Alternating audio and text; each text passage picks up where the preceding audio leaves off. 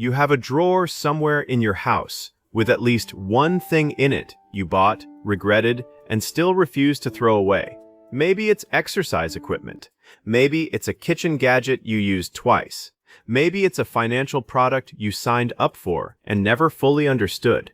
Today we are going to explain exactly why your brain refuses to let go of decisions that clearly are not working. This is not a video about furniture. It never was.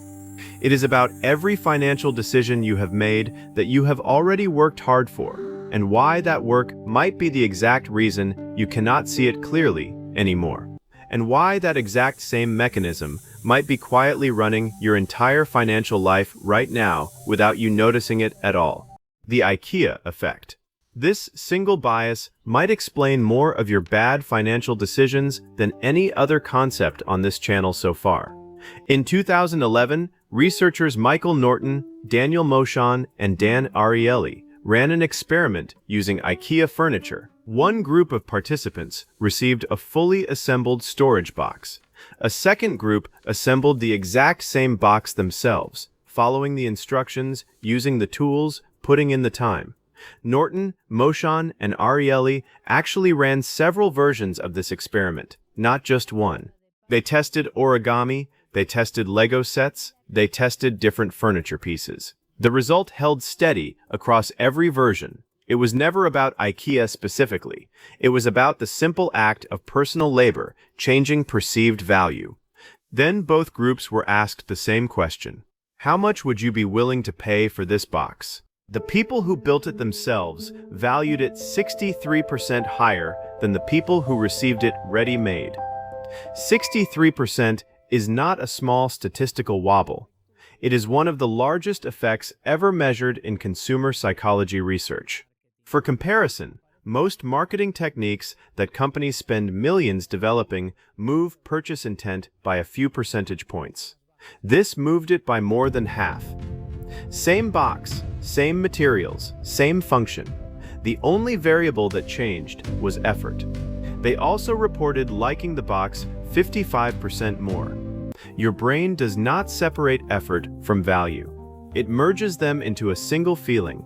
The more work something costs you, the more your brain insists it must be worth something. This is not a flaw in your reasoning. It is a feature of how human psychology evolved to function in a world where effort usually did correlate with value. The problem is that modern financial decisions break that correlation constantly. The researchers chose IKEA specifically because assembly is mildly difficult, hard enough to require real effort, but not so hard that people give up entirely. That detail matters more than it seems. The effect only appears when the task demands genuine effort. Effortless tasks do not trigger it at all. Think about your own financial choices for a moment. The stock you researched for 3 weeks before buying. You still hold it, even as it quietly drops month after month. Holding on to a losing position often feels safer than selling, even though mathematically the opposite is usually true. Selling makes the loss official and final. Holding lets the story stay open, lets you keep believing recovery is still possible without ever having to confirm it isn't. The budgeting app you spent an entire weekend customizing with categories, colors, and recurring rules. You still open it every single day, even though it has not actually changed how much you spend. The side hustle you built slowly, nights and weekends, for over a year. You keep funding it from your savings, even though the numbers have never once worked. In each case, the effort came first. The belief that it was a smart decision came afterward, built to justify the effort already spent. Notice the order here, because the order is the entire problem. Wadam Sundan, a rational decision process, would gather evidence first, then decide whether something deserves your continued effort. Your brain frequently runs this backwards. Effort happens first. The justification for that effort gets built afterward, using whatever evidence supports the conclusion you already need to reach. Effort justification. When you work hard for something, your brain needs that effort to make sense, so it manufactures a story. This was worth it. This was smart. This matters more than it objectively does. The story is not built from evidence. The story is built from the psychological need to justify the hours already spent. Psychologists have a broader name for part of what is happening here: cognitive consistency. Your brain strongly dislikes holding two contradictory beliefs at once. I worked hard on this, and this was a waste of time. Something has to give, and it is rarely the effort that gives way first. Instead, the belief adjusts itself to match the effort because changing a belief is psychologically easier than accepting that real hours were genuinely wasted. Someone spends 6 months building a personal investment strategy from scratch, reading books, building spreadsheets, testing theories.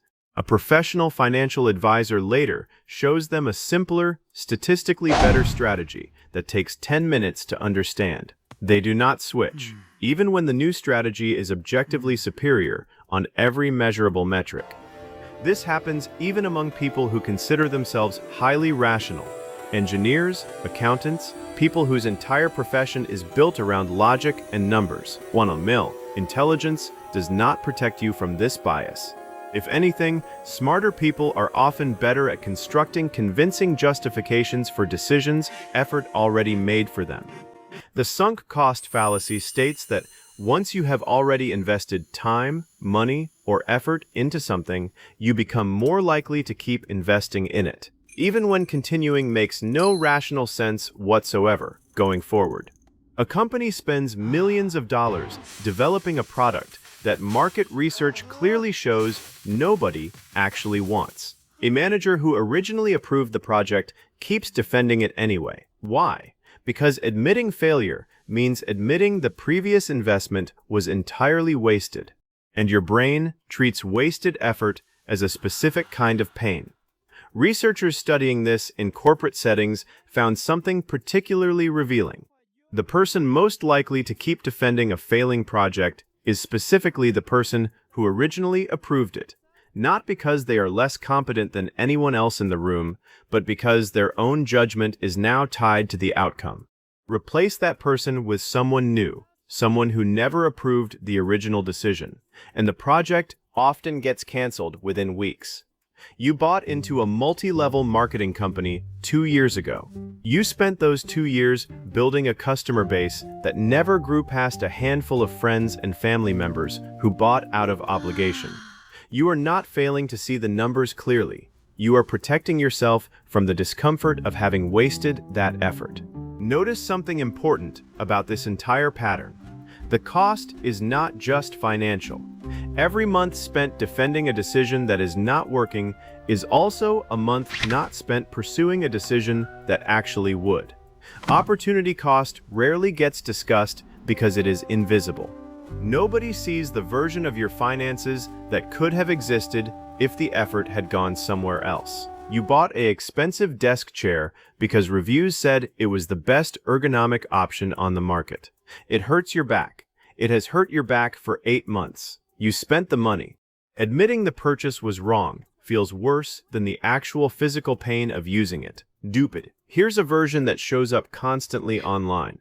Someone spends a full year building a personal brand around one specific investing strategy, posting daily, building an audience around that identity. When that strategy stops performing well, they rarely switch publicly. Instead, they double down, defending the same approach louder to an audience that has started doubting it too. Dupe, identity, and sunk cost. The longer you stay invested in a financial decision, the more that decision quietly becomes part of who you believe yourself to be. You are not just someone who bought cryptocurrency in 2021. You are now, in your own mind, a crypto investor. That label has become part of your identity. Selling at a loss does not just cost you money at that point. It costs you a piece of how you see yourself.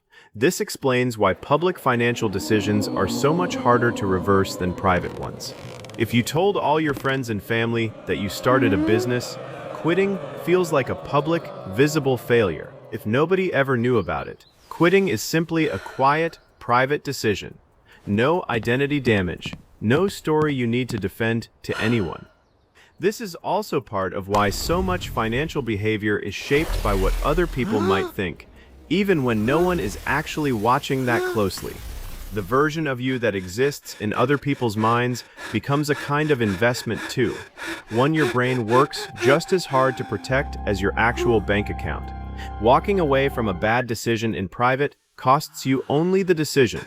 Walking away from it publicly costs you the decision and the story you told about yourself. Visible reversal looks like failure to the outside world.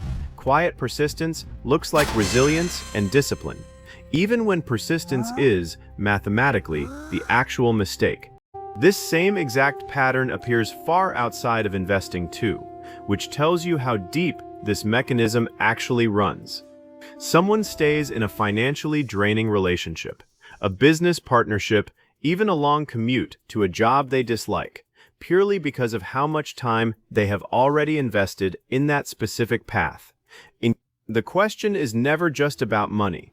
It is about every kind of decision where past effort quietly outvotes present evidence, not invented here syndrome. Someone offers you genuinely better financial advice than your own current plan. Your brain resists adopting it, not necessarily because the advice itself is wrong, but because accepting it means admitting your own original plan was inferior all along. Think about how often this shows up in ordinary conversations about money. Someone explains a clearly better way to pay off debt, structure savings, or allocate a paycheck. The response is rarely a thoughtful comparison of the two methods. The response is usually some version of defending the current system, often more passionately than the actual stakes would justify. This is the IKEA effect, wearing a slightly different outfit. Same root psychological cause. Your own labor inflates your own judgment about its quality. Let's bring this directly back to coffee and investing, the exact place where this channel started. Remember the $5 coffee that feels completely normal and the $50 investment that feels like genuine risk. Now you understand a deeper layer sitting underneath that original observation. The reason people defend objectively bad financial decisions is rarely stupidity. There is something almost admirable about the feeling underneath this bias, which is exactly why it is so hard to catch. It feels like loyalty. It feels like discipline. It feels like not giving up. Those are genuinely good qualities in most areas of life. The problem is that your brain applies them indiscriminately, even to decisions that deserve to be abandoned. It is that defending a decision feels significantly less painful than admitting the effort behind it was wasted. This is why financial influencers who built a specific course, a specific system, a specific method, often refuse to update it publicly, even when clearly better information becomes available. Most cognitive biases get weaker once you learn about them. Simply knowing they exist creates a small amount of protection. This one is different. Knowing about the IKEA effect does not automatically stop you from valuing your own effort more than you should, because the bias is not really about ignorance. It is about identity protection, and identity does not respond well to logic alone. So here is the uncomfortable test you can run on yourself right now. Look honestly at your current financial decisions, the investment you have refused to sell, the elaborate budget system you keep defending to friends, the side project still quietly draining your savings account every month. Ask yourself one single question. If someone else had made this exact decision and simply handed it to you today, fully formed, would you still actively choose it? Notice why this particular question works better than simply asking yourself whether a decision is good or bad. Asking if a decision is good invites your brain to defend it using exactly the effort-based reasoning we have been describing this entire video. Asking if you would choose it today, starting from zero, removes the effort from the equation entirely. It forces a clean comparison, untangled from everything you have already sunk into it. If your honest answer is no, you are not protecting a genuinely good decision. You are protecting the effort you already spent making it. An effort, once spent, is already permanently gone. Whether you continue forward or stop today does not bring any of that effort back to you. The only real thing continuing does from this point forward is add even more effort, you will eventually need to defend later. No, this does not mean every difficult, long-term financial decision is automatically a mistake worth abandoning. Patience and genuine consistency remain real and valuable financial traits. Here is what good patience actually looks like, so the contrast is clear. Note, someone invests consistently in a diversified, low-cost index fund for 15 years. The market drops repeatedly during that time. They do not sell. That is not sunk cost. That is patience grounded in evidence, because diversified long-term investing has historically recovered and grown, regardless of how much effort the person personally put into selecting it. The difference between them is simple to state and surprisingly hard to feel in the actual moment. Good patience is based on evidence that has not meaningfully changed. Sunk cost is based on effort that mathematically cannot be returned to you regardless of what you decide next. One of these is forward-looking. The other is backward-looking, simply dressed up convincingly as a forward-looking strategy. Your own brain will not voluntarily tell you which one you are currently experiencing. It will simply feel like quiet conviction either way, with no internal warning label attached. The only reliable way to tell them apart is to ask yourself the uncomfortable question directly. Not, how much have I already put into this specific thing? But instead, knowing only what I know today, would I choose to start this again from zero? That single mental reframe is the closest thing modern psychology has discovered to an actual defense against your own past labor distorting your own present judgment. None of this means you should immediately abandon every difficult financial project the moment it becomes genuinely hard or uncomfortable. It means that the next time you catch yourself defending a financial decision a little too quickly, a little too emotionally, pause before responding. Ask what is actually being protected in that moment, the decision itself, or simply the effort sitting behind it. Your brain merges these two completely different things without ever asking your permission first. The goal here was never to make you doubt every decision you have ever made. It was to give you one honest question to ask before your own effort quietly takes the wheel again. Now you finally know how to separate them. Fine, subscribe. It won't help, but it might make you slightly less easy to manipulate. Not perfectly immune, just slightly less easy.